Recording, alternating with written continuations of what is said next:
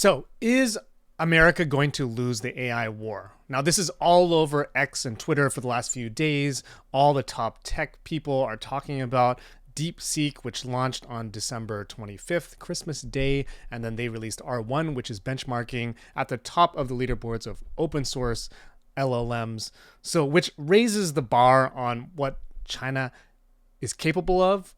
We thought that in the last decade, America was ahead and would potentially continue to be, although there were a lot of warning signs. A lot of major players, including the Hugging Face CEO, were saying that, hey, China is going to win in this space eventually, especially in open source. And so here we are, right? He predicted it a year ago or 2 years ago, and here we are, 2025. China has arrived in LLMs. China's already been here in a lot of other ways, right? With leading in consumer robotics, in consumer drones, not necessarily military drones, not necessarily in the cutting edge of robotics, like Boston Dynamics maybe has been the leader for the last 10, 20 years, right? So China is now catching up in a lot of ways and probably deployed more than anywhere else given their population size, right? There are more robots in China, period. There's more drones and consumer drones in China, period. There is more EVs and self-driving cars deployed to consumers and cities in China than in the US. And so it begs the question, are we going to lose yet another category in terms of consumer facing AI, right? Robotics, drones, EVs, self-driving cars, those are major categories for AI. Here comes LLMs, here comes DeepSeek. What is the deal? Right. And I think that there's some misconceptions about DeepSeek to me. Like there's a narrative about it being a startup, it being very scrappy, that the founder, worked so hard, blah, blah, blah. And 100% worked hard, 100% is at the cutting edge. But the degree to which this is a scrappy startup is suspect, right? According to the Scale AI CEO, they probably have 50K GPUs, probably more. They only confirmed that they have 10K, but the Scale AI CEO says that they potentially are hiding the amount of GPUs they have because it's against export controls. So it would violate export controls because of Biden's CHIP Act, right? And so we have and other legislation that has prevented China from acquiring high quality, high level chips, right? And so the mind-blowing part that everybody's thinking is that, oh my God, they have been able to do this without the chips. No, they have the chips, and two, without the kind of resources that OpenAI, Google, Meta, and all these companies have. And at the same time, DeepSeek comes out of a $14 billion quant fund. So this idea that it cost them $5.5 million to make this DeepSeek is just untrue. Right? They have, what is the cost of 50,000 GPUs? It is approaching into the multi-millions, possibly into a billion.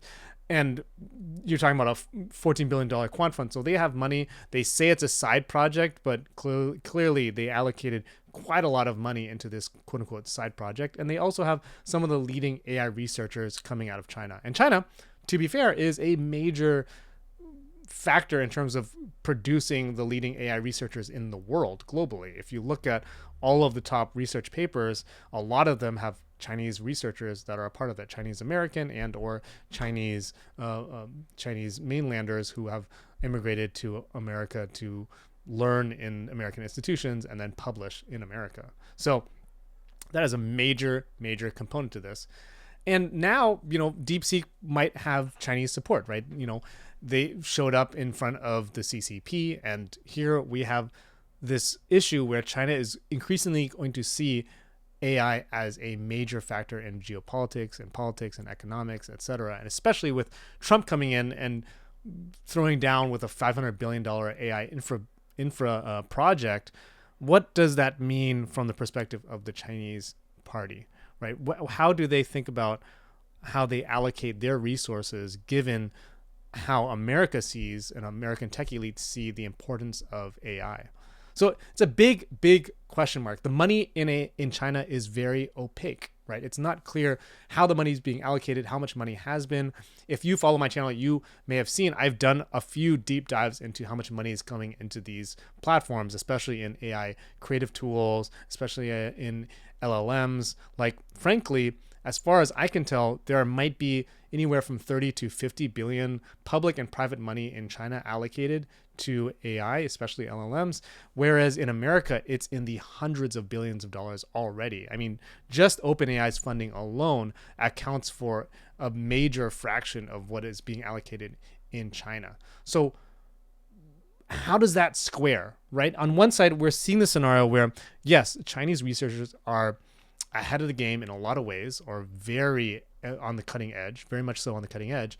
And we're seeing them be very scrappy in some ways, not always.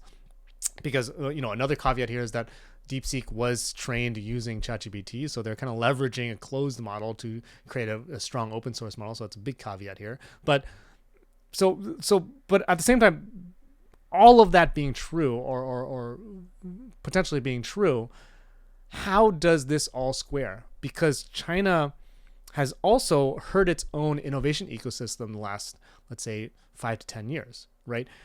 It had such a bull run coming out of the 80s, the 90s, all the way into the 2000s, 2010s, and you saw the rise of people like Jack Ma, Robin Li, all these major players, Baidu, Alibaba, Tencent, right? And then you got ByteDance with TikTok. You have these really major players come out of China, and then you started to see a budding venture capital ecosystem and huge startups coming out, from Mobike to whatever, right? And I got to see that up close, being in a venture capital firm that invested in China in particular.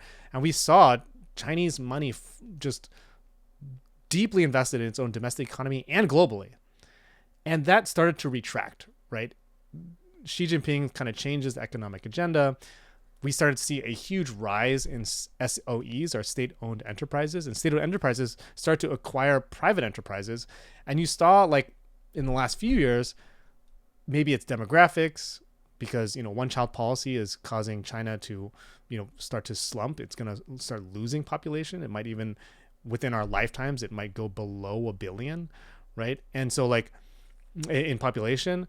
And so, as a result, you started to see venture capital money being pulled, and you saw this, there's just less startups, right? And frankly, even before that, Baidu, Alibaba, and Tencent were also gobbling up startups. So it kind of prevented unicorns from happening, because as soon as anybody got close to a unicorn, they were being acquired. There's definitely Pinduoduo and some, like, exceptions to that rule, but that has been happening to some extent, right? And so you had this weird dynamic in China. So it's unclear to me how much of a kind of startup industry that they have that is going to support AI. Like DeepSeek being a $14 billion quant fund makes a lot of sense, right? And another thing is that the main tech players, Baidu, Alibaba, Tencent, let's include ByteDance in there, maybe even Xiaomi, maybe even Huawei. These are hardware manufacturers though, and Pinduoduo, like all these that I mentioned, they are still a fraction of the size of American tech companies. Like the Magnificent Seven alone, their entire market value capitalization is larger than, like, most of the largest economies in the world, including India, right? Including Korea, Japan, etc. So Magnificent Seven, that means, like, Meta, Facebook, Apple, Microsoft, all of that, right? And Google, blah blah blah. So, like, and Nvidia, of course, in there. So what does that mean for where we are headed, right? And where does China stand? Is China going to be competitive? Obviously, I think it's I don't know, right? China is extremely large, and their middle class population, which is definitely poorer on paper than the American middle class and American total population, it is still like 300 million people in a middle class, right? Which is equal to the size of American total population.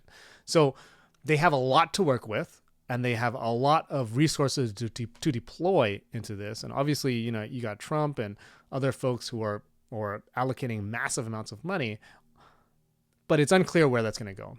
And my bull case for America is that, one, DeepSeek has lit a fire under the American tech elite's ass, right? Like, it's all over Twitter. It's what people are thinking about. China's already something that people fear.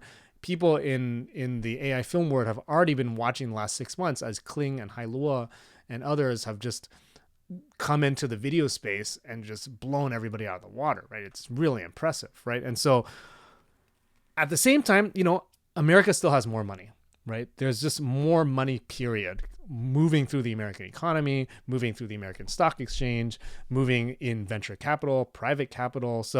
And private capital is very fast at allocating money where it needs to go. I mean, think about it. ChatGPT came out in 2022, and then suddenly we had multiple billions of dollars pouring into the space in just a few years, right? That just doesn't happen in many other economies in the world, right? And not even China can allocate money that fast.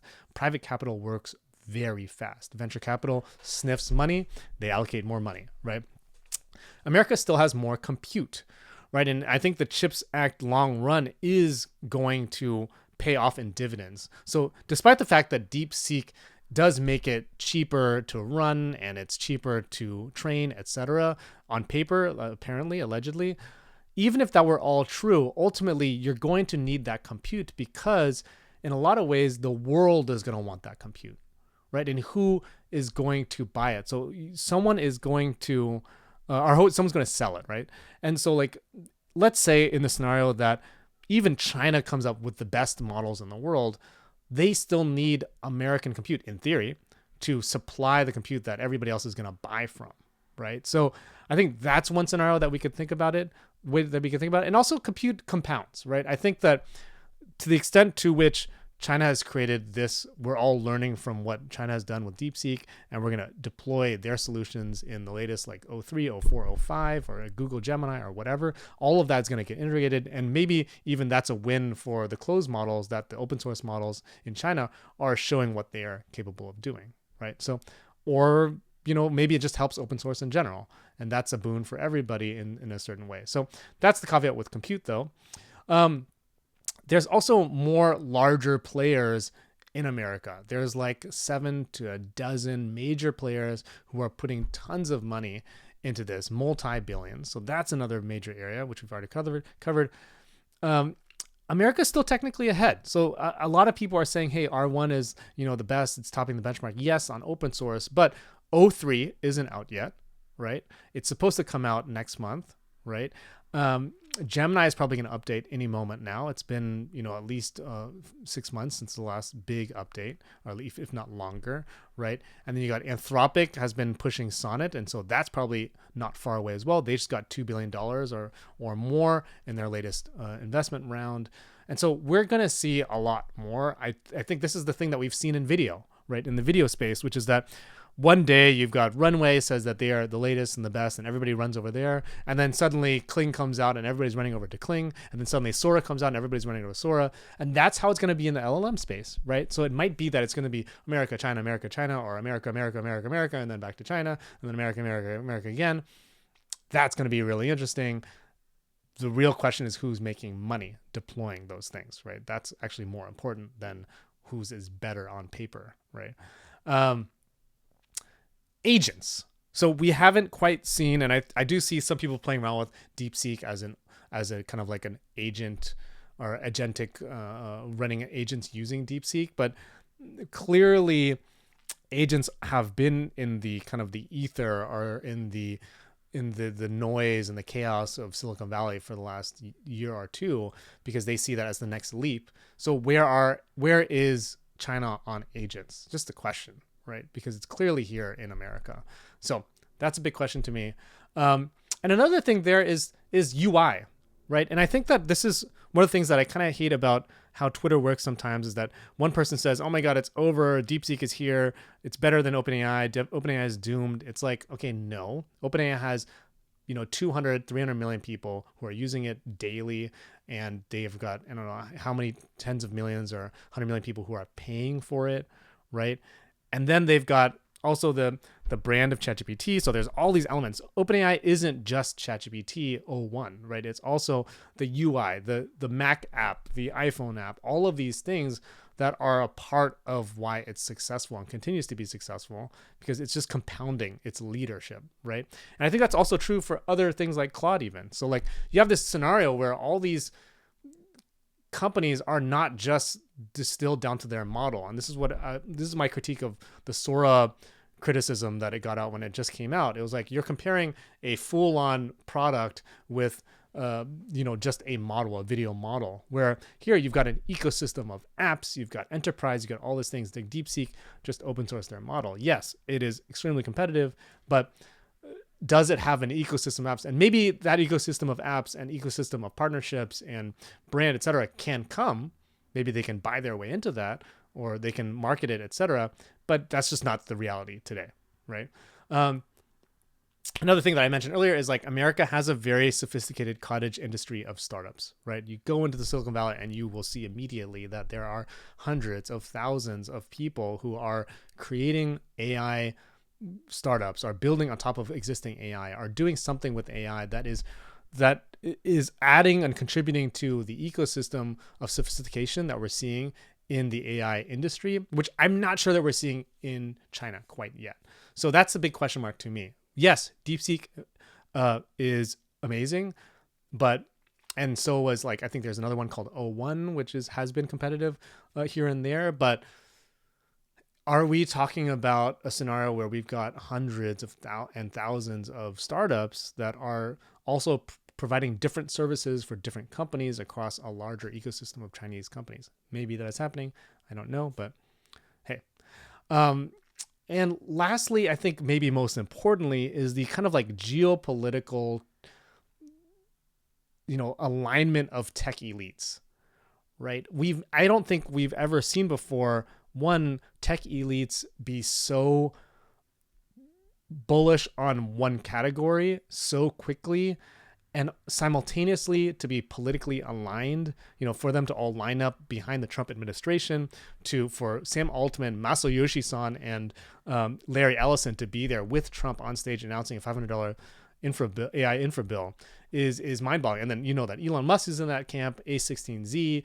You've got the all-in guys. You've got everybody at least in that elite layer is aligned on, hey, we need to be very competitive in tech. You've got that book, which I'm really excited about, called Technological Republic, which is coming out from the Palantir CEO, which, definitely is a selling the Palantir vision. But I think the core thesis of it being important that America win the tech war, I would agree with to some extent, right? And so the degree to which they are aligned is probably the most bullish factor on whether or not American can stay competitive in this space. There's all these advantages that I just listed, plus the fact of that these powerful and fairly intelligent or very intelligent and very connected people who have access to infinite resources at this point with Trump behind them, to push AI even further. So this is bull case for accelerationists, which is probably terrifying for the doomers and folks who wanted to pause on AI innovation, because China, to the extent that China pushes things even further, it just ignites further the American cause to push this, right? It almost reminds me of the moon race, right, between Russia and America. At some level, it was hey, Trump is not a president like JFK, but at some level, you've got to have some president who says, hey, we're going to land on the moon, right? And we're going to beat the Russians. The Russians just shot Sputnik into space. And so is DeepSeek our Sputnik, right? Is DeepSeek the American, is the AI Sputnik for the moment? That's the big question I have. I think it really is. It was already a thing, right? Getting to space was already a thing. And then they put Sputnik out there and it was just let's go. We can't lose. And so the same thing I think is happening right now in AI, which is that, hey, we need to get on this road because they just got DeepSeek out there. We were ahead with O1 and Gemini and all these models from the top, 5-6 companies in the LLM space. But whoa, what's going to happen? So yeah, I'm curious. I'm just watching, just like all of you guys out there. I'm very curious how it's all going to go down. Curious your thoughts. Curious if you think I got anything wrong out there. I'm always learning, always trying to figure it out, always trying to lead with curiosity. So thanks, everybody. Let's go.